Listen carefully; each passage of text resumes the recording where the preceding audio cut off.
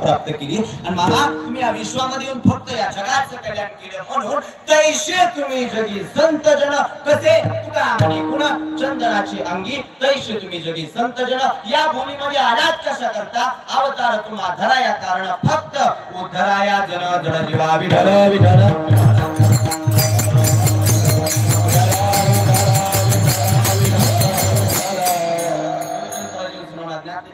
श्री संत सद्गुरु बाळमामा देवालय आदमापूर भागा क्रमांक 4 आणि 4 नंबर पालखी आपल्या पावन पवित्र संत महात्म्यांच्या किंवा वारकरी मंडळींच्या नामस्मरणाने आणि चिंतनाने पवित्र झालेल्या भूमीमध्ये मामांचा भागा क्रमांक 4 वसलेला आहे। आजचा दिवस कितवा बाबा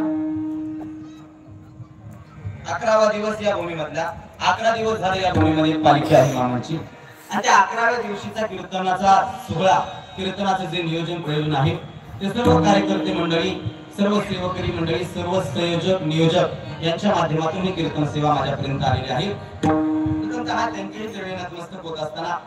आलेले बाळमामांचे सर्व निष्ठावंत भक्त महिला वर्ग पुरुष वर्ग सर्वांच्या चरणी नतमस्तक सुंदर अशी या ठिकाणी कीर्तनाची साथ करत असणारी मृदंगाचार्य आमचे ओमकार ओम महाराजी फुले या ठिकाणी उपस्थित आहेत। त्यानंतर सुंदर अशी पेटी मास्तर आधी गोड पेटी वाजवतात बरं का ते सुंदर अशी या ठिकाणी पेटी मास्तर नंतर आमची ज्ञान मंदिर वारकरी शिक्षण संस्था धडगाव ज्या संस्थेमध्ये माझं शिक्षण झालं जिथं मी लहानाचा मोठा झालो मला आळंदी सुद्धा माहिती नाही बाबा आणि मुळात आळंदीला जायची गरज नाही बाबा आम्ही रोज लांब लांब लांब कीर्तनाला जातोय।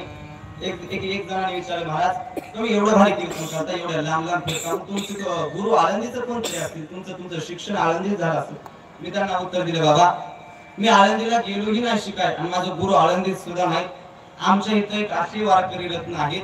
ज्यांनी साक्षात आळंदीच दहगावात निर्माण केली त्यांचं नाव गुरुवर्य धनंजय महाराज जगाच्या